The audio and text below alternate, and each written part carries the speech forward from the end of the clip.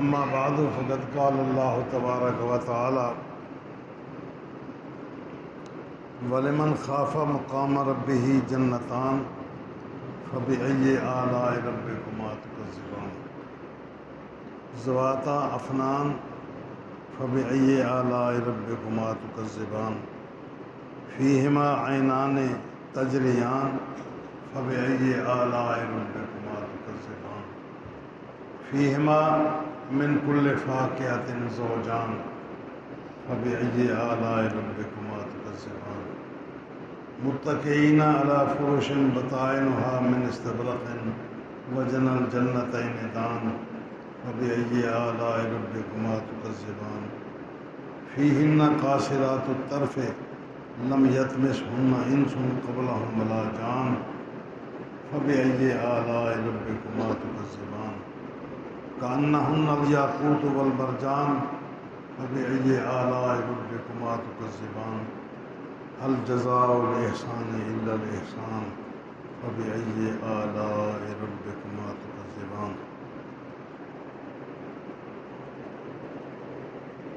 اور جو بندہ اپنے رب کے سامنے کھڑے ہونے سے ڈر گیا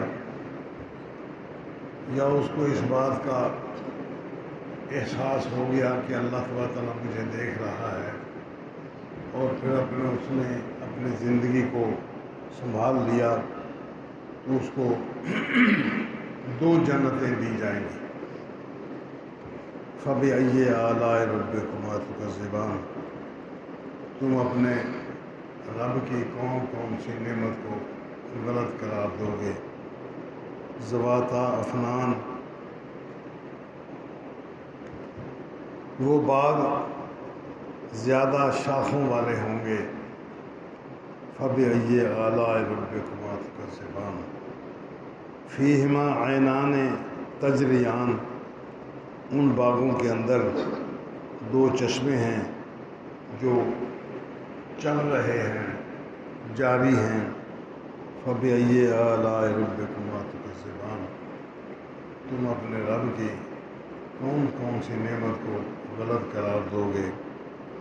فیہما من کل فاکہۃ زوجان، اس کے اندر ہر پھل کے جوڑے جوڑے ہوں گے۔ فبأی آلاء ربکما تکذبان، اپنے رب کی کون کون سی نعمت کو تم جھوٹا کہہ سکو گے؟ متکئین علی فرش بطائنها من استبرق، وہ اپنے بستروں پر تکیہ لگائے بیٹھے ہوں گے۔ بطائنها من استبرق، ان کے بستروں کی چادریں موٹے ریشم کی ہوں گی۔ وجنى الجنتین دان، اور ان کے پھل وہ بہت قریب ہوں گے۔ فبأی آلاء ربکما تکذبان، اپنے رب کی کون کون سی نعمتوں کو تم جنوں اور انسانوں جھوٹا کہہ سکو گے؟ فیہن قاصرات الطرف، ان جنتوں میں اپنی آنکھوں کو صرف اپنے خامد پر ہی محدود رکھنے والی عورتیں ہوں گی۔ لم یطمثہن انس قبلہم ولا جان، جنتی کے ہاتھ لگانے سے پہلے ان مستورات کو کسی جن اور انسان نے چھوا تک نہیں ہوگا۔ فبأی آلاء ربکما تکذبان، تم اپنے رب کی کون کون سی نعمتوں کو جھٹلاؤ گے؟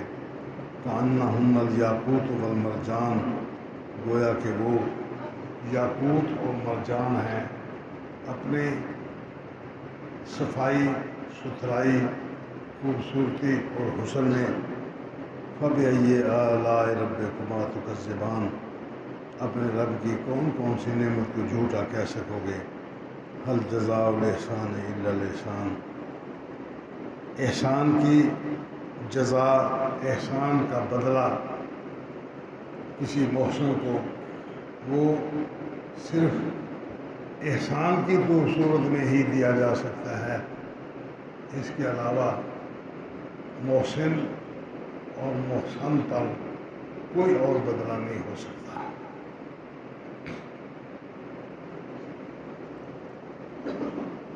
اللہ تبارک تعالیٰ سے ڈر جانے والا بندہ، اس کو اللہ تبارک تعالیٰ نے 2 جنتیں دینے کا وعدہ کیا۔ ڈر جانے سے مراد، جیسا کہ میں پہلے بیان کر چکا ہوں، 2 صورتیں ہیں۔ یا تو اللہ کے سامنے کھڑے ہونے سے ڈر جانے والا بندہ، کہ کل کو اللہ کے سامنے پیش ہونا ہے، اللہ تعالیٰ کے سامنے جب میں کھڑا ہوں گا تو پھر میرا کیا حشر ہوگا، میرے کرتوت، میرے اعمال جب سامنے آئیں گے تو اللہ تعالیٰ کی طرف سے جو سزا ملے گی، جو مجھے شرمندگی اٹھانا پڑے گی، جو مجھے سزا ملے گی، یہ سب باتیں اس کے ذہن میں جب آ جاتی ہیں تو بندہ اپنے آپ کو محدود کر لیتا ہے۔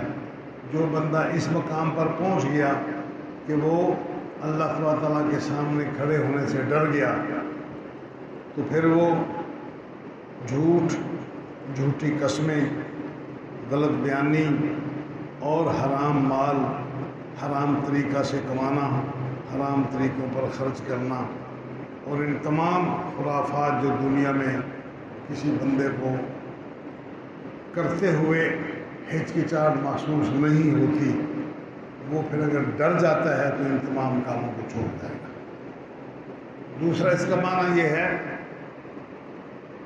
کہ جو بندہ یہ بات سمجھتا ہے کہ میں نے کل کو اللہ کے سامنے پیش ہونا ہے اور آج بھی اللہ تعالیٰ میری نگرانی کر رہا ہے، آج بھی میں اللہ کے سامنے ہوں، کل کو براہ راست اللہ کے سامنے پیش ہو جاؤں گا، یہ پردے ہٹ جائیں گے اور پھر میرے سامنے میری ساری کی ساری کرتوتیں آئیں گی۔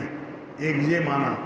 دوسرا معنی یہ ہے کہ دنیا میں اللہ تعالیٰ کے اور بندے کے درمیان پردے حائل ہیں، لیکن وہ بندہ اللہ تعالیٰ سے ڈر رہا ہے کہ اگر کل کو پردہ کھل گیا تو میرا آج کا یہ کام، جب کہ اللہ تعالیٰ آج بھی مجھے دیکھ رہا ہے، تو میرے اس کام کا میرے سامنے کیا حشر اور کیا نتیجہ نکلے گا۔ وہ اس بات کو سوچتے ہوئے کہ اب بھی اللہ تعالیٰ مجھے دیکھ رہا ہے، میں اللہ کے سامنے ہوں، اللہ کے ڈر اور خوف سے وہ اللہ تعالیٰ کے سامنے ہونے سے ڈر رہا ہے کہ اب اگر اسی کرتوت میں اللہ پاک نے مجھے پکڑ لیا، جو کرتوت اب میری زبان سے، میرے ہاتھوں سے، میرے کردار سے واقعہ ہو رہی ہے، تو پھر کیا یہ کرتوت مجھے بارے میں آئے گی؟ آج بھی اس بات سے ڈر گیا۔ دونوں معنی مقصود ہو سکتے ہیں واللہ عالم، کہ دنیا میں رہتے ہوئے آخرت کا خوف، دنیا میں رہتے ہوئے اللہ تبارک و تعالیٰ کی نگرانی کا احساس کہ اللہ پاک دیکھ رہا ہے، وہ میرا نگران ہے۔ ان دونوں میں سے جس کا بھی احساس ہو جائے، بس یہی بات ہے، اس کے لیے 2 جنتیں ہیں۔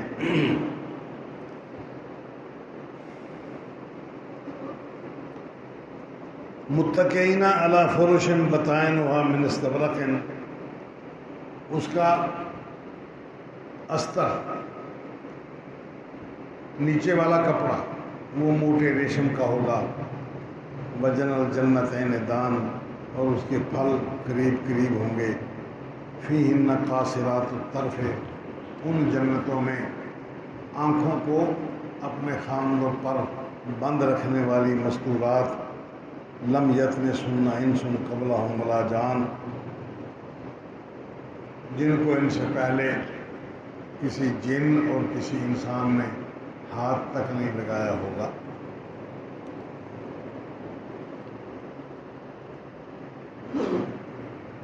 جو بندہ اللہ کے سامنے کھڑے ہونے سے ڈر گیا، یہ 2 مفہوم سمجھ کر اگر بندہ اپنی زندگی گزارنا شروع کر دے تو اللہ تعالیٰ کی نافرمانی ہو ہی نہیں سکتی۔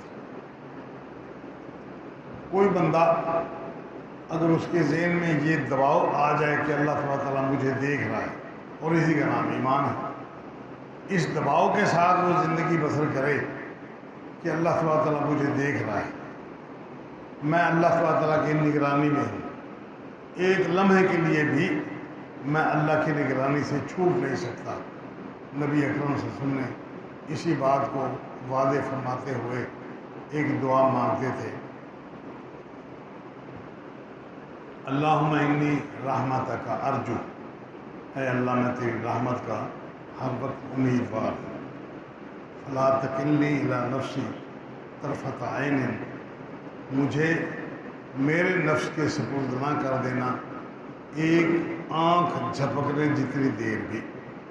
جتنی دیر میں بندہ آنکھ جھپک لیتا ہے، اتنا ایک لمحے کے لیے بھی مجھے میرے سپرد نہ کر دینا کہ تو جان تیرا کام جانے نہ، اپنی نگرانی میں مجھے رکھ، تو اپنی سرپرستی میں مجھے رکھ، میرے اوپر تو ہی کنٹرول کر اور مجھے نیکی کی توفیق عنایت فرمایا۔ یہ ذہن میں یہ سوچ نبی اکرم صلی اللہ علیہ وسلم نے اس انداز میں پیدا فرمائی کہ جو بندہ یہ دعا مانگتا ہے، ظاہر ہے اس کے ذہن میں یہ بات آہستہ آہستہ پختہ ہو جائے گی کہ واقعتاً اللہ تعالیٰ مجھے ہر لمحے دیکھ رہا ہے، اللہ تعالیٰ ہر لمحے میری نگرانی کر رہا ہے۔ یہی تصور قائم کرنے کے لیے فرمایا کہ جو بندہ اللہ تعالیٰ کے سامنے کھڑے ہونے سے ڈر گیا کہ وہ اس بات کا خوف اس کے ذہن میں آ گیا کہ میں اللہ کے سامنے چل پھر رہا ہوں، زندہ ہوں، سو رہا ہوں، جاگ رہا ہوں، بات کر رہا ہوں، کام کر رہا ہوں، یہ اللہ تعالیٰ کی نگرانی میں ہے، پھر اس بندے سے نیکی کے علاوہ یا اللہ تعالیٰ اور اس کے رسول صلی اللہ علیہ وسلم کی فرما برداری کے علاوہ کچھ اور توقع نہیں کی جا سکتی۔ فرمایا ایسے ذہن سے، ایسی سوچ سے، ایسے دباؤ میں رہنے والا بندہ اللہ تعالیٰ فرماتا ہے کہ اس کو ہم 2 جنتیں دیں گے۔ نبی اکرم صلی اللہ علیہ وسلم نے 2 جنتوں کی وضاحت فرمائی۔ امام بخاری رحمہ اللہ نے صحیح بخاری میں روایت نقل کی ہے کہ 2 جنتیں، امام احمد نے بھی اس روایت کو نقل کیا ہے، دیگر محدثین نے بھی، کہ ایک جنت اس کے اندر جو کچھ ہوگا وہ سارے کا سارا سونے کا بنا ہوا ہے، اور دوسری جنت اس کے اندر جو کچھ ہوگا وہ سارے کا سارا چاندی کا بنا ہوا ہے۔ یہ اللہ تعالیٰ کی نعمتوں میں سے ایک نعمت ہے۔ بندہ کس فخر و تکبر، کس غرور اور کس خوشی اور کس انداز میں اپنی چودراہٹ کو قائم رکھتے ہوئے سارے کے سارے اس کے برتن، اس کے مکان، اس کے فرش، اس کے چلنے پھرنے کے راستے، وہ سارے کے سارے اسی دھات کے بنے ہوئے، اسی انداز کے بنے ہوئے اس کی چودراہٹ پر دلیل بننے والے ہوں گے۔ جنتان، ایک جنت ہوگی اس کے اندر سب چاندی کا ہی مال ہوگا۔ اللہ اکبر۔ فَبِأَيِّ آلَاءِ رَبِّكُمَا تُكَذِّبَانِ، اس میں اللہ تعالیٰ کی نعمت کا یہ پہلو ہے کہ اللہ تعالیٰ کی نعمتیں دنیا میں بھی اللہ نے دی ہیں، جس طرح کہ پیچھے ذکر آ چکا، یہ سب دنیا کی نعمتیں ہیں، اور آخرت کی نعمتیں۔ اللہ تعالیٰ کا احسان ہمارے لیے ان دونوں صورتوں میں یہ ہے کہ دنیا کی نعمتیں دے کر اس نے بندے پر احسان کیا اور پھر اس احسان کو جتلایا ہے کہ بتاؤ دنیا میں جو ہم نے آپ کو نعمتیں دی ہیں، یہ نعمتیں آپ ان میں سے کس کا انکار کرو گے؟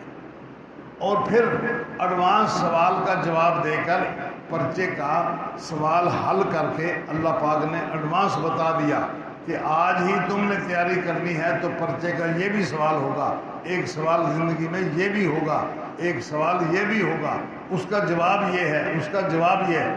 کون کون سی نعمت کو بندہ جھلا سکے گا کہ اللہ تعالیٰ نے کون سی کمی چھوڑی ہے بندے کی ہدایت کے لیے اور بندے کی زندگی میں خیر اور برکت دینے کے لیے، دنیا میں بھی اور آخرت میں بھی۔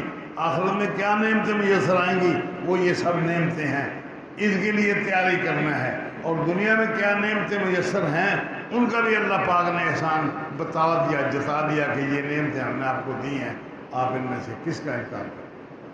اب کتنی کم بختی اور کم ظرفی ہوگی اس بندے کی جو بندہ اللہ تعالیٰ کی یہ ساری نعمتیں اپنے ذہن میں رکھتے ہوئے، اپنے سامنے رکھتے ہوئے، پھر وہ اللہ اور اس کے رسول کی نافرمانی کرتا ہے۔ کس برچے پر، کس بنیاد پر؟ کیا وہ احساس سمجھتا ہے اپنے دل میں کہ مجھے اللہ تعالیٰ یہ کام کرنے پر بھی معاف کر دے گا، یہ کام کرنے پر بھی معاف کر دے گا۔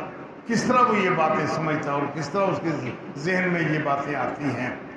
اللہ اور اس کے رسول صلی اللہ علیہ وسلم کے احکامات ان سے روگردانی کر کے کوئی بندہ اپنی نماز کو لے لے، روزے کو لے لے، دنیا میں زندگی گزارنے کے نظریے کو لے لے، جو بندہ شرک کرتا ہے، جو بندہ اللہ تبارک تعالیٰ کے رسول صلی اللہ علیہ وسلم کی نافرمانی کرتا ہے، اللہ تبارک و تعالیٰ نے تو ان دو چیزوں کو بطور نعمت پیچھے ذکر کیا ہے کہ اللہ تبارک تعالیٰ نے احسان کیا اور اپنے رسول صلی اللہ علیہ وسلم کو بھجوا کر آپ کی رہنمائی کی۔ ایک بندہ اللہ کے رسول صلی اللہ علیہ وسلم کی رہنمائی کو چھوڑ کر غلط راستے پر چل نکلتا ہے، کس بنیاد پر وہ چلتا ہے؟ یہ ساری کی ساری باتیں اللہ نے احسان کے طور پر ذکر فرمائیں اور آگے ذکر کیا ذواتا افنان، وہ دو جنتیں جو ہوں گی وہ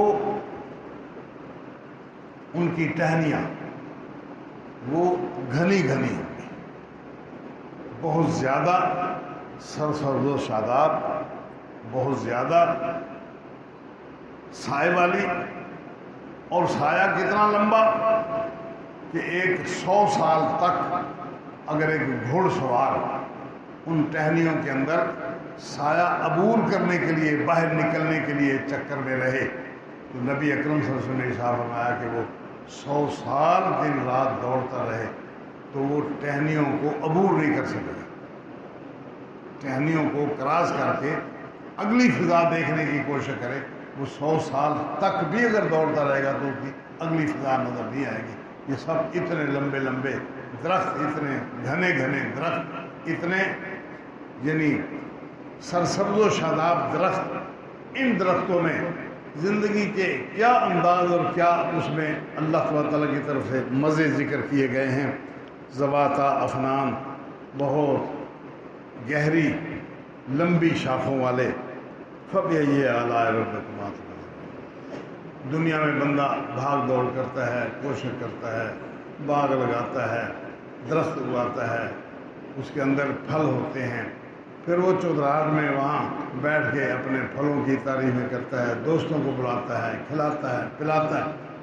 یہ دنیا میں خود بندہ آپ پیدا کرنے کے بعد اس کی کیا ٹوٹ ٹپا ہو جاتا ہے جب اس کے پاس اس کے دوست جا کے بیٹھ جائے اور وہ اپنے باغ کے پھل ان کے سامنے پیش کرے۔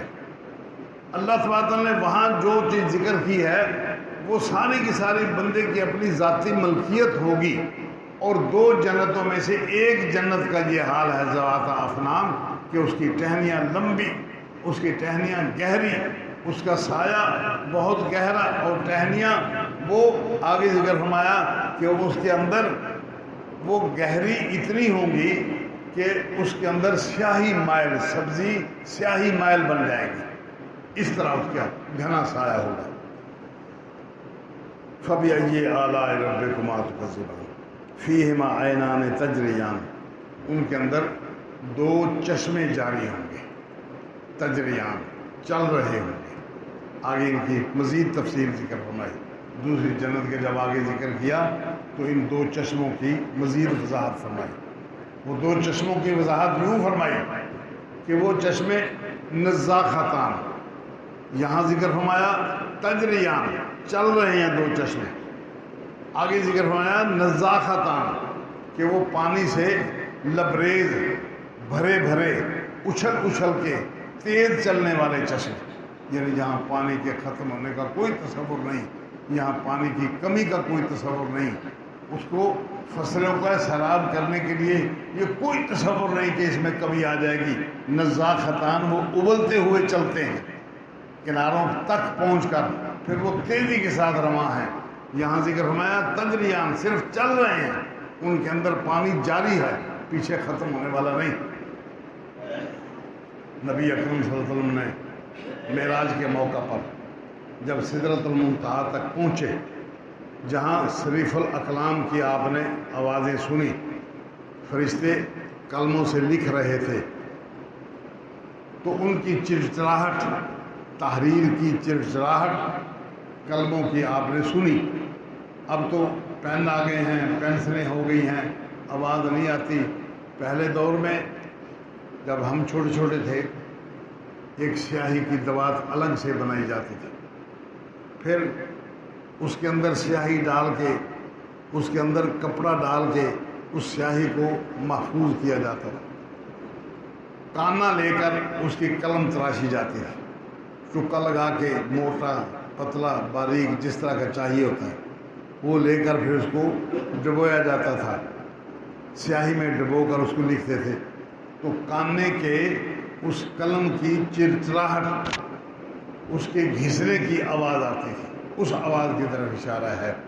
آپ صلی اللہ علیہ وسلم کے دور میں چونکہ وہی چیز تھی اس لیے اسی کا ذکر کیا، اور آج بھی وہ چیز اسی طرح قائم ہے۔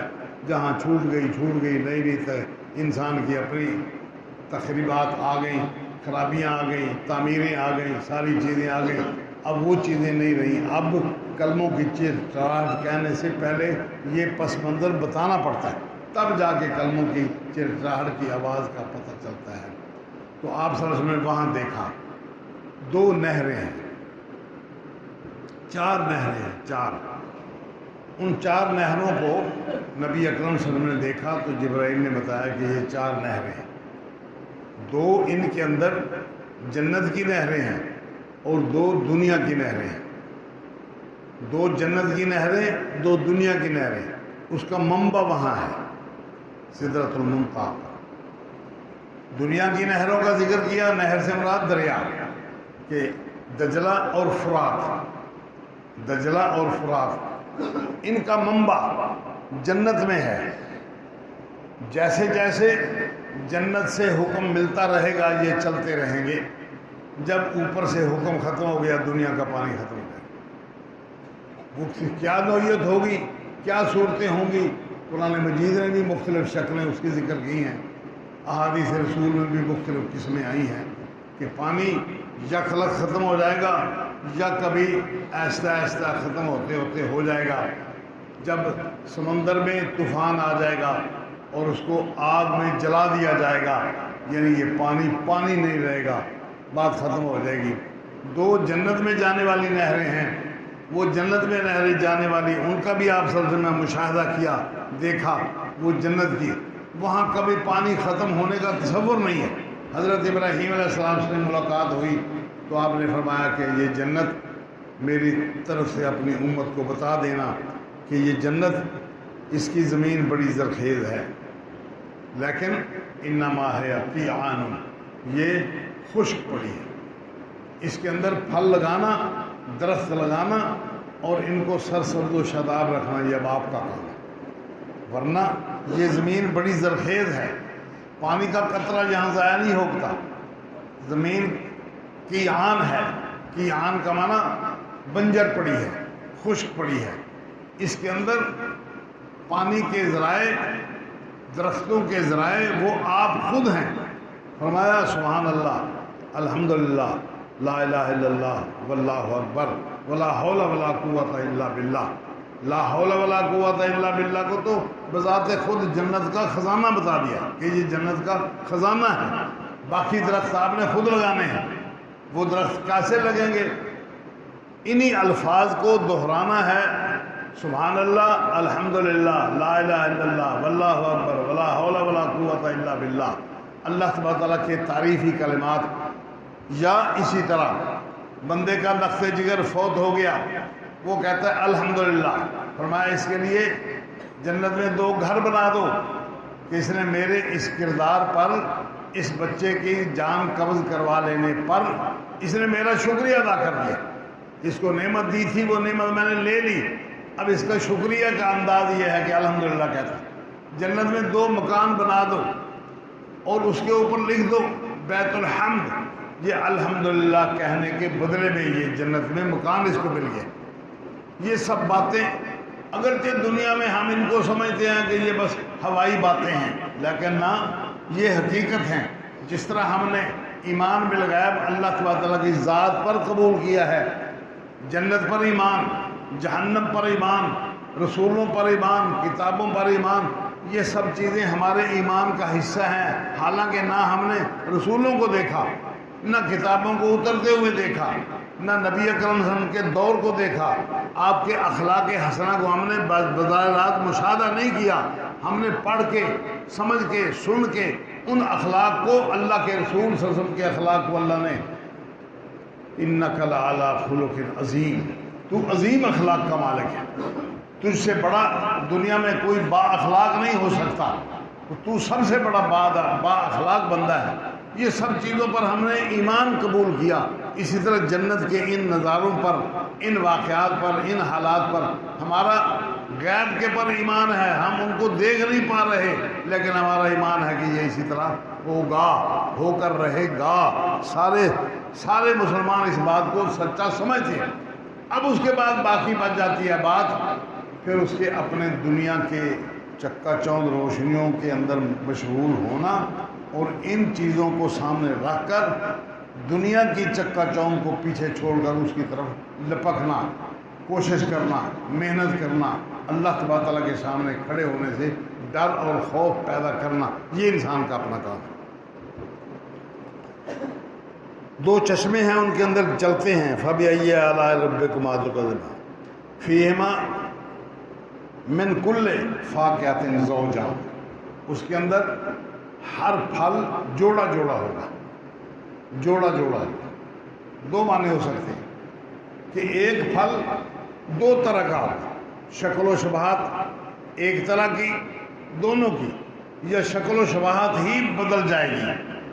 آم دو قسم کا، ایک آم اس شکل میں بہت بڑھیا، ایک اس شکل میں وہ اپنے معیار پر بڑھیا، جنت کی کوئی چیز گھٹیا نہیں، اس لیے اس کی شکل و شباہت الگ ہے، اس کی شکل و شباہت الگ ہے۔ دنیا کے پھل جو کچھ یہاں ہم دنیا میں دیکھتے ہیں، بعین ہی یہی پھل اسی حجم میں یا اس سے بڑے حجم میں وہ پھل دنیا والے ہی وہاں موجود ہیں۔ دوسری کیفیت اس کی یہ ہے کہ ایک پھل ہے، وہ پھل ایک ہی ہے، لیکن زوجان اس کے ذائقے دو ہیں، ان کے ذائقے دو ہیں۔ قرآن مجید نے ایک جگہ ذکر کیا کلما رزقوا منہا، جب ان کو اس میں سے رزق دیا جائے گا، اوتوا متشابہا، وہ ایک دوسرے کی ہم شکل ہوگا، وہ کہیں گے یہ پھل تو ہم نے پہلے کھایا ہے، ابھی کھایا ہے، تھوڑی دیر پہلے کھایا ہے، یا دنیا میں ہم کھاتے تھے یہی پھل تو تھا۔ اب اس کا ذائقہ اتنا تبدیل ہوگا، اتنا لذیذ ہوگا کہ وہ پہلے والا پھل اس کو وہ بھول چکا۔ اب اس پھل کی بات، یا اسی ایک پھل کے اندر چیز ایک ہے، اس کے ذائقے دو ہیں، یا تو اسی ایک پھل کے اندر دو ذائقے ہیں، یا ایک پھل کی نوعیت ایک ہے، سب کچھ ایک طرح کا۔ وہ کہیں گی بھی کہ اوتو متشابہا، ان کو متشابہ پھل دیا جائے گا، جب ان کو دیا جائے گا وہ کہیں گے یہ تو ہم نے کھایا، اب کھائیں گے تو ذائقہ اور ہوگا۔ یا ایک ہی پھل کے دو ذائقے، ادھر سے کھائیں تو اور ذائقہ ہے، ادھر سے کھائیں تو اور ذائقہ ہے۔ یہ ساری کی ساری لذتیں اور ساری کی ساری یہ بندے کی اپنی بادشاہتیں ہیں، جس طرح اس کا جی چاہے۔ قصہ مختصر قرآن مجید نے ذکر کیا ہے کہ جو بندہ جنت میں جائے گا وَلَكُمْ فِيهَا مَا تَشْتَهِي أَنفُسُكُمْ، جو کچھ تم آپ دل میں خواہش سے زیادہ چاہت تصور کرو گے وہ چیز مجھے سمجھ۔ یعنی دنیا میں بندہ اپنی ساری لذتوں کو، ساری ضرورتوں کو، سارے احساسات کو بھول کر اللہ تبارک و تعالیٰ کے احکامات کی پابندی کرے۔ یہ چند سالوں کی بات ہے۔ جب جنت میں جائے گا تو پھر اللہ فرمائے گا کہ اب تیری مرضی، پہلے تو نے میری مرضی قبول کر لی، آج تیری مرضی، جو تو چاہے گا، جو چاہے گا میرے، تیرے دل کی خواہش تک پوری کر دی جائے گی۔ جو تیری زبان پر کبھی نہیں آئی وہ خواہش دل کے اندر تو چھپائے پھرتا رہا، یا یہاں آ کے تیری خواہش پیدا ہو گئی کہ یہ مکان کی حیت یہ نہیں ہونی چاہیے، اس کا رخ اس طرف ہونا چاہیے، اس کا دروازہ ادھر ہونا چاہیے، وہ فوری طور پر فٹافٹ ایک لمحے کے اندر بدل دیا جائے۔ یہ ٹوٹی یہاں نہیں ہونی چاہیے، بدل دی۔ یہ ٹوٹی اس شکل کی نہیں ہونی چاہیے، بدل گئی۔ کوئی صورت نبی اکرم صلی اللہ علیہ وسلم نے یہ ساری تفصیلات جزیات ذکر فرمائیں۔ وَلَكُمْ فِيهَا مَا تَشْتَهِي أَنفُسُكُمْ، جو تمہارے دل کی چاہت ہوگی، اشتہا ہوگی، اب اشتہا کسے کہتے ہیں؟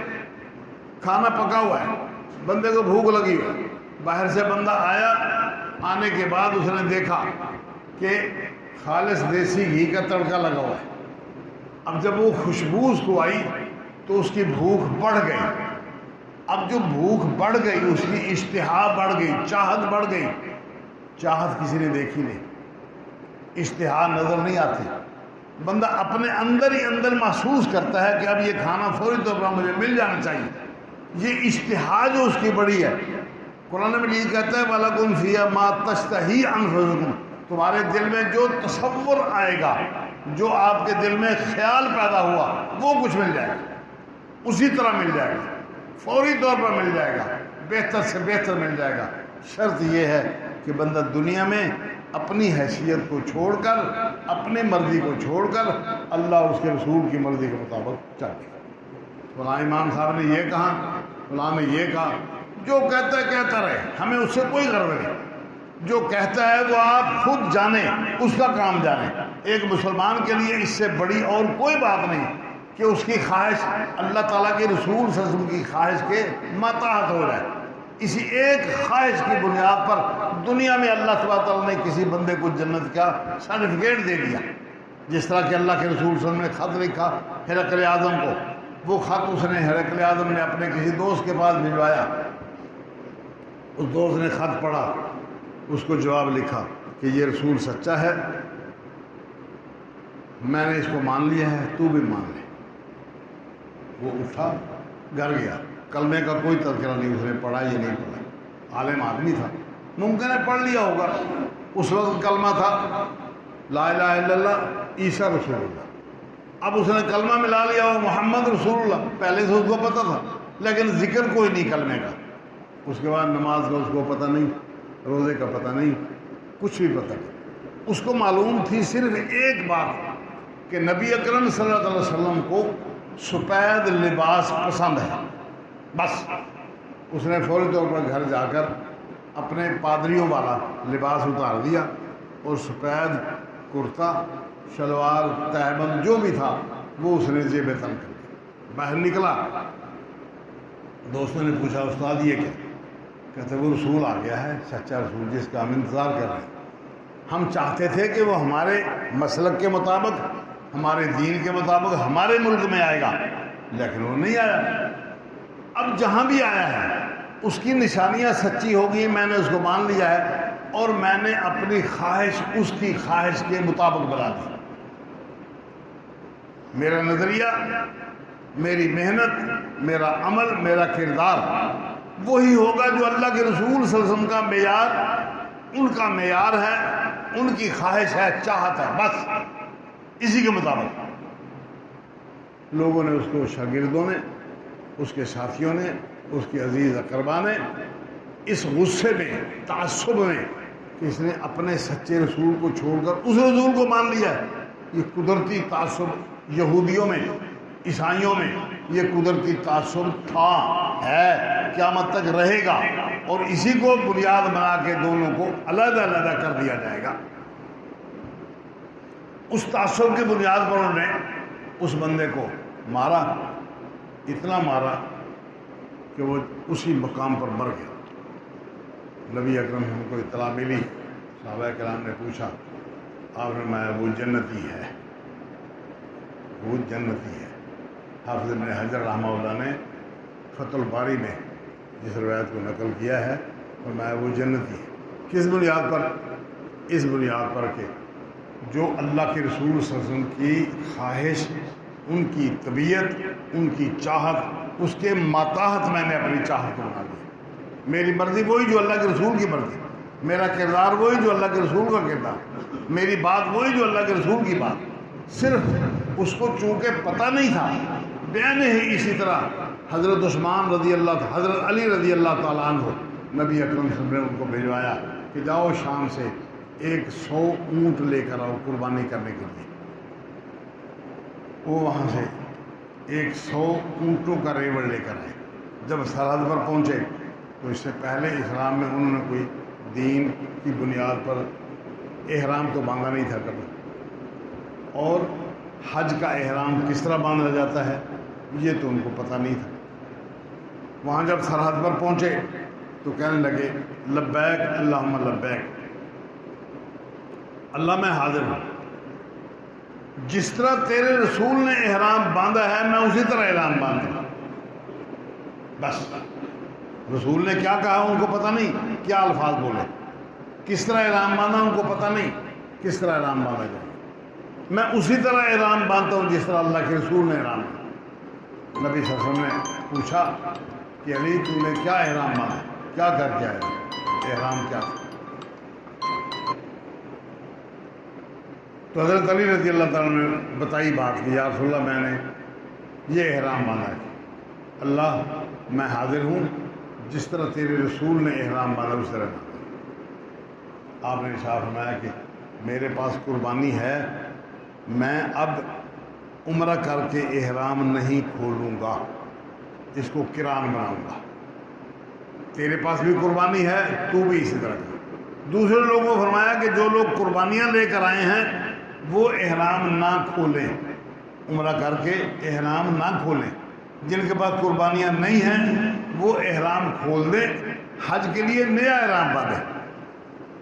اب دیکھیں جس بندے نے اللہ کے رسول کے احرام کی طرح کا احرام باندھا، پتہ نہیں کیا باندھا ہے، اللہ کے رسول نے کیا عمل کیا، کیا کردار کیا، کیا زبان سے الفاظ تھے، کوئی پتہ نہیں۔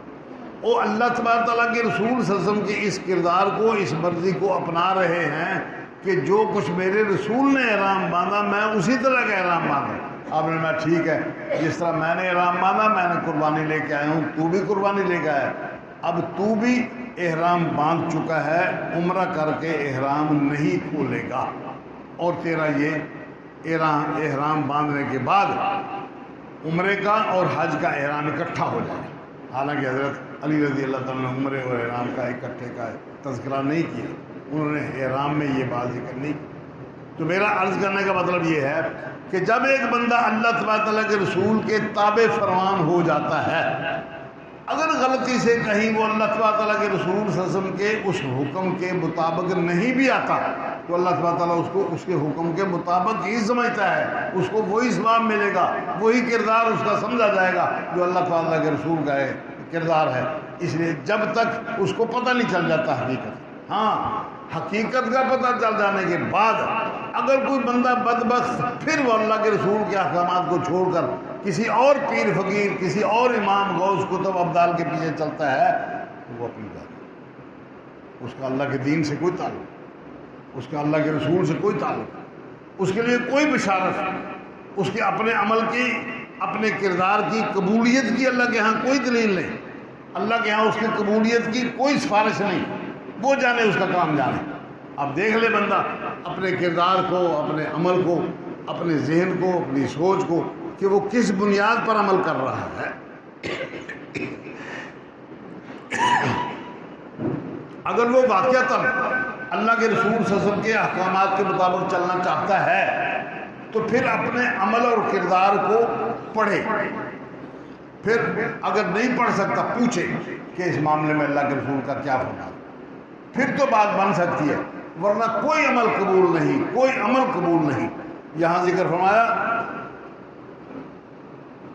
کہ ان کے پھل بہت قریب ہوں گے، فَبِأَيِّ آلَاءِ رَبِّكُمَا فِيهِنَّ قَاصِرَاتُ الطَّرْفِ، ان باغوں میں، جنتوں میں ایسی مستورات ہوں گی جو قاصرات الطرف ہے۔ قاصر یہ اسم فاعل کا صیغہ ہے، وہ اپنی آنکھوں کو خود بخود نیچا رکھنے والی ہے، قاصرات الطرف۔ آگے ذکر فرمایا مقصورات، ان کی آنکھوں کو، ان کے کردار کو، ان کی سوچ کو بند کر دیا گیا ہے۔ کیا مطلب بند کرنے کا؟ ایک ہے خود ایک بندہ اپنی آنکھوں کو بند کر لیتا ہے، دوسرا ہے کہ اس کی آنکھوں کو بند کرا دیا جاتا ہے، ان کی آنکھوں کو بند کرا دیا جاتا ہے۔ ان دونوں میں فرق ہے، آپ بھی سمجھتے ہیں فرق ہے۔ وہ کیوں کرا دیا جاتا ہے، کیوں ہوتی ہے یہ بات؟ اگر وہ خود اپنے آپ آنکھوں کو بند کرنے والی ہیں تو ان کی پاک دامنی، ان کی نظر، اس کی حفاظت اور ان کی خواہش وہ کس قدر کنٹرول میں ہے، اور اللہ تبارک تعالیٰ کی طرف سے ان کو کس طرح کی توفیق ملی ہے کہ وہ آپ خود پاک دامن ہیں، جن کو قرآن مجید نے کہا قاصرات الطرف لم یطمثہن انس قبلہم ولا جان، ان کی پاک دامنی کی طرف اشارہ ہے کہ وہ اس طرح پاک دامن ہیں کہ ان سے پہلے جنتی بندے سے پہلے اس عورت کو کسی نے، جن نے اور انسان نے ہاتھ تک نہیں لگایا، ہاتھ تک نہیں لگایا۔ اتنی آنکھوں کو بند کرنے والی ہیں کہ وہ اپنے خامد کے لیے ہی اس کی نظر اٹھے گی، اس سے پہلے وہ اس کی کسی مرد کی طرف نظر نہیں اٹھے۔ دوسری جگہ ذکر فرمایا کہ مکسورات، ان کی آنکھوں کو بند کر دیا گیا ہے، لم یطمثہن انس قبلہم ولا جان، بند کر دیا گیا ہے۔ کیا مطلب؟ اللہ تبارک و تعالیٰ کی طرف سے ان کو ماحول ہی ایسا دیا گیا ہے، اللہ تبارک و تعالیٰ کی طرف سے ان کا سوچ، ان کی عقل، ان کا علم اور ان کا جذبہ وہ ایسا بنا دیا گیا ہے کہ وہ خامد کے علاوہ کسی کو دیکھ ہی نہیں سکے، خامد کے علاوہ کسی کو دیکھ ہی نہیں سکے۔ نبی صلی اللہ علیہ وسلم نے ڈھیر سارے احادیث میں ان باتوں کا تذکرہ کیا ہے، اللہ اکبر، کہ وہ اپنے خامدوں کی خوشیوں کے موقع پر وہ پھر گانا ترنم کے ساتھ ایک گانا گائیں گے۔ اس گانے کا مقصود یہی ہوگا کہ ہم نے آج تک کسی بندے کو نہیں دیکھا، ہماری ساری کی ساری خوشی، ساری کی ساری ہماری ذہنی سوچ اور عملی کردار وہ صرف آپ کی ذات تک محدود ہے۔ اس طرح کے جملے احادیث میں آئے ہیں کہ وہ اپنے خامن سے یہ باتیں ذکر کریں گی، اور گھر کے اندر وہ خوشیوں کا کیا انداز ہوگا اس وقت کہ بندے کو بھی پتہ ہے، عورت کو بھی پتہ ہے کہ اس عورت کو اس سے پہلے کسی نے ہاتھ تک نہیں لگایا، چھوا تک نہیں۔ وہ کتنی پاک دامن، کتنی، یہ بندہ کتنا خوش نصیب، ان کی خوشیوں کے انداز کیا ہوں گے۔ یہاں دونوں چیزوں کا ذکر کیا، قاصرات الطرف، اپنی آنکھوں کو وہ خود بخود اپنی پاک دامنی کو اپنے کو محفوظ کرے گی۔ دوسری جگہ فرمایا مکسورات، حور مکسورات، کہ وہ بند شدہ، بند کی ہوئی حوریں، موٹی موٹی آنکھوں والی۔ نبی صلی اللہ علیہ وسلم نے ارشاد فرمایا کہ اتنا خوبصورت، یہاں دو چیزیں ذکر فرمائی گئی، وہ ذکر ایک لولو والمرجان، ایک یاقوت اور مرجان۔ یاقوت اور مرجان یہ اس کی خوبصورتی اور اس کی حسن کی طرف اشارہ ہے کہ جس طرح یاقوت اور مرجان، آپ نے اس کی وضاحت کی اپنے الفاظ سے کہ 70 لباس بیک وقت اس کے جسم پر پہنائے جائیں گے، اس کے بعد ان 70 لباس کے اندر سے اس کی پنڈلی کا حجم، اس کی پنڈلی مکمل نظر آئے گی، حتیٰ کہ اس کی ہڈی کے اندر مک وہ بھی نظر آئے گی۔ اتنا خوبصورت لولو مرجان والمرجان، اتنا خوبصورت، اتنا پاک دامن اور اس قدر حسن و جمال والی مستورات نبی اکرم صلی اللہ علیہ وسلم نے یہ ساری باتیں ذکر فرمائیں۔ یہاں ذکر فرمایا قاصرات الطرف، کہ ان کی آنکھیں وہ خود بخود بند رکھنے والی ہیں۔ پاک دامنی کی یہ انتہا ہے۔ دنیا میں جن مستورات کا ذکر کیا ہے پاک دامنی کا، ان کو کہا ہے غافلات ہیں، غافلات ہیں، کہ وہ ذہنی سوچ ہی ان کی خرابی کی طرف، بدماشی کی طرف یا گناہ کی طرف وہ ان کی سوچ ہی نہیں جاتی، وہ ذہنی طور پر غافل ہیں اس برائی سے۔ قرآن مجید نے 2-4 مقام پر اس بات کا ذکر کیا ہے۔ اللہ اکبر۔ ان مقامات پر ان عورتوں کی خوبصورتی، ان عورتوں کی یعنی پاک دامنی کا اظہار فرماتے ہوئے کہ وہ غافل، جو بندے محسنات، پاک دامن عورتیں، غافلات ہیں، جو گناہوں کے تصور سے بھی غافل ہیں، گھر میں بیٹھی ہوئی مستورات، کسی بندے کو نہ دیکھا اس نے، نہ کبھی باہر نکلی، نہ اس کو کبھی اس بات کا تصور ہوا کہ گناہ کیا ہوتا ہے، بندے کے ساتھ کس طرح لذت استعمال کی جاتی ہے، ان کو اس بات کا پتہ ہی نہیں، تصور ہی نہیں۔ جو بندہ ان پر الزام تراشی کرتا ہے، تہمت تراشی کرتا ہے، اس کی سزا ذکر ہے۔ دنیا میں پاک دامن عورتیں، صاف ستھری عورتیں، پاکیزہ کردار عورتیں، ان کو غافلات سے تشبیہ دی گئی۔ آخرت میں جو عورتیں ہیں ان کو غافلات نہیں کہا، ان کو فرمایا کہ ان کی آنکھیں خود بخود بند ہیں، باہر کیا کچھ ہو رہا ہے کوئی پتہ نہیں۔ مقصورات، ان کو ماحول ایسا دیا گیا ہے کہ اس ماحول میں وہ بند ہیں، ان کا یہ تصور ہی نہیں ہے کہ گناہ کو بات ہوتی ہے۔ دنیا میں وہ غافل ہیں گناہ سے، آخرت میں وہ اپنے آپ اس کردار کی مالکہ ہیں کہ اللہ تبارک تعالیٰ کے جنوں فرشتوں کسی کو کوئی خبر نہیں، کسی کو ان کے بارے میں تصور نہیں، یا ان کو کسی دوسرے بندے کا خیال آئے۔ یہ ان کی صفات ذکر فرمائی۔ قاصرات الطرف لم یطمثہن انس قبلہم ولا جان، نہ ان سے پہلے کسی انسان نے ان کو چھوا، نہ کسی جن نے ان کو ہاتھ لگایا۔ یہ وہ سب کچھ نعمتیں اللہ تبارک تعالیٰ نے ذکر فرمائی، اور آخر میں ذکر فرمایا فَبِأَيِّ آلَاءِ رَبِّكُمَا تُكَذِّبَانِ، اللہ کی کون کون سی نعمت کا تم انکار کرو۔ یہ سب باتیں اللہ تبارک تعالیٰ نے آخرت کا پرچہ حل کرنے سے پہلے اس کی کیفیت بیان کر دی، اور یہاں ذکر کیا، یہ ذکر کرنا بھی اللہ کی نعمت ہے، اللہ پاک کی طرف سے ان کی حفاظت کرنا بھی اللہ کی نعمت ہے، بندوں کی حفاظت کرنا بھی اللہ کی نعمت ہے، لیکن اللہ تبارک تعالیٰ نے کبھی کسی کو ہاتھ سے پکڑ کر سیدھے راستے پر نہیں چلایا۔ روزی دینے کا وعدہ کیا ہے، ہدایت دینے کا وعدہ نہیں کیا۔ من جاہد فینا لنہدینہ سبلنا، جو ہماری راہ میں کوشاں ہوگا اس کو ہم اپنے راہ کی رہنمائی کریں گے، جو کوشش نہیں کرے گا اس کی رہنمائی نہیں ہوگی، وہ خود جانے۔ جب کسی نے نماز میں فاتحہ ضروری سمجھی ہی نہیں، جب کسی نے فاتحہ کو کبھی پڑھا ہی نہیں، بلکہ یہ نظریہ الٹا پیش کر دیا کہ ان کے منہ میں انگارے پڑیں گے، تو ہدایت کہاں سے ملے گی؟ کیوں کہ ہدایت ہے فاتحہ کے اندر، ایاک نعبد و ایاک نستعین، اللہ ہم تجھ سے مدد مانگتے ہیں، تیری ہی عبادت کرتے ہیں۔ آگے فرمایا اہدنا الصراط المستقیم صراط الذین انعمت، ہمیں تو سیدھا راستہ دکھا، انبیاء کا راستہ، صلحاء کا راستہ، شہداء کا راستہ، صدیقین کا راستہ۔ جب ایک بندہ مانگتا ہی نہیں ہے تو ملے گا کیا؟ ملے گا کیا؟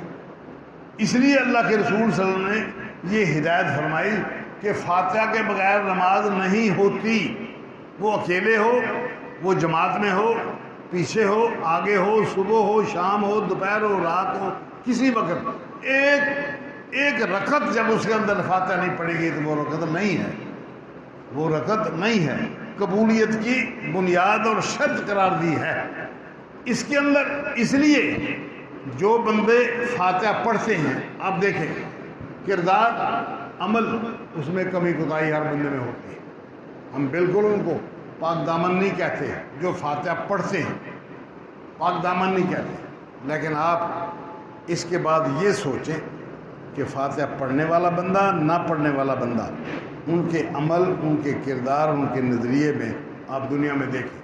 اخلاق یا بد اخلاقی یہ الگ بات ہے، کسی کو کسی کا کردار پسند آئے نہ آئے، یہ مخالفت ہونا یہ الگ بات ہے، اس کا دین سے اس طرح کا انسانوں سے تعلق ہے۔ دین کے ساتھ جو تعلق ہے کہ جو بندہ فاتحہ نہیں پڑھتا اس کا دنیا میں کردار، یہ الگ بات ہے۔ کوئی بندہ فاتحہ پڑھنے والا بھی وہ اتنا بد کردار ہو کہ وہ فاتحہ نہ پڑھنے والوں سے بھی بد کردار ہو جائے، یہ بندے کی اپنی کمزوری ہے۔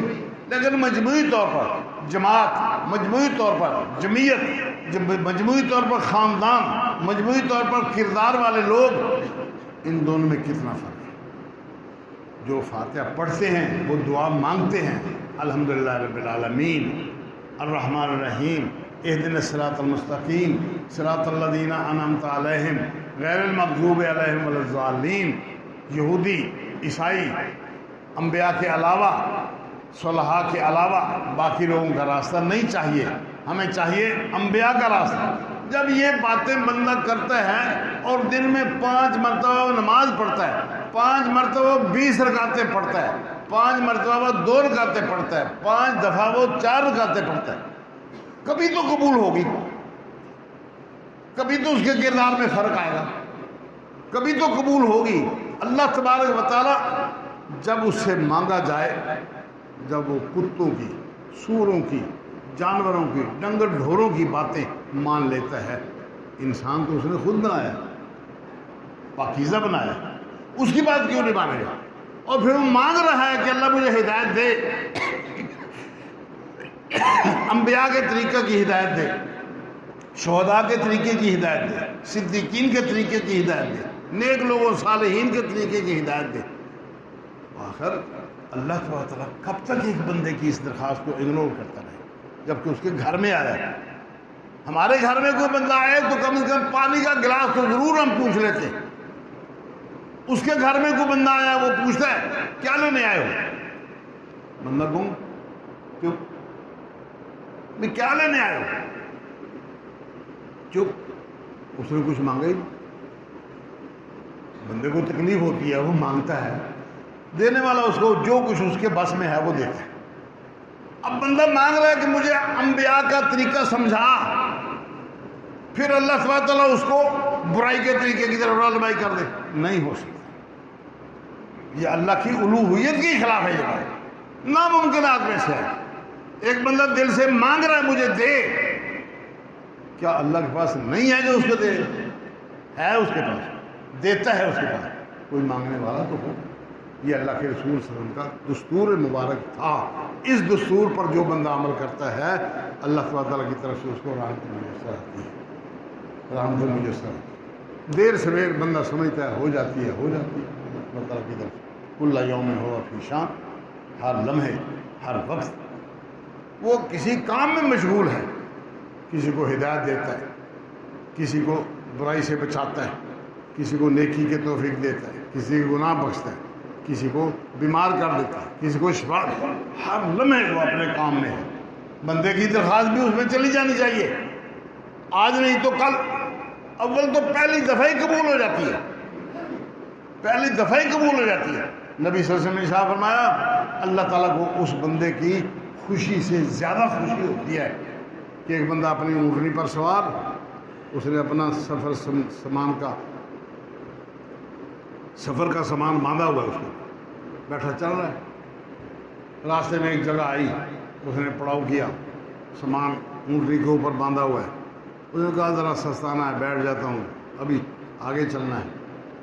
وہ بیٹھے بیٹھے سو گیا، اللہ کی قدرت، وہ سویا، اس کی اونٹنی رسہ کھینچ کے چلی گئی۔ جنگل جس طرح ریگستان، سعودیہ کا ریگستان، حجاز کا ریگستان آپ نے دیکھا ہوگا، ریگستان ہے، کوئی پتہ نہیں سفر کس طرح کرنا ہے، کہاں سے کرنا ہے، کیسے جانا ہے، کوئی پتہ نہیں، اونٹنی نہیں ہے، چلا گیا۔ اب وہ پریشان، کہتا ہے اب اس کے پیچھے چلوں تو کہاں جاؤں، مرنا تو ہے، اب پانی اس کے ساتھ وہ لے گئی، کھانا اس کے ساتھ، وہ اس کے اوپر بندھا ہوا ہے، میرے پاس کچھ بھی نہیں، آبادی کوئی نہیں۔ وہ کہتا ہے مرنا تو ہے، چلو اسی درخت کے نیچے چھاؤں میں تو مرتے ہیں۔ چھاؤں میں بیٹھے بیٹھے پھر اس کو نیند آ گئی، دیکھا، اٹھا، دیکھا تو وہ اونٹنی ساز و سامان لیے ہوئے اسی طرح واپس پھر اس کے پاس۔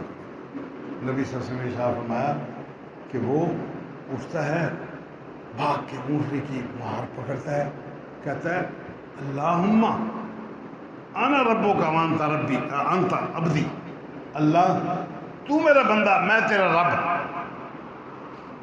حالانکہ چاہیے تھا کہ وہ کہتا کہ اللہ تو واقعی میرا مالک ہے اور میں واقعی تیرا بندہ ہوں، تو نے مجھ پر احسان کیا۔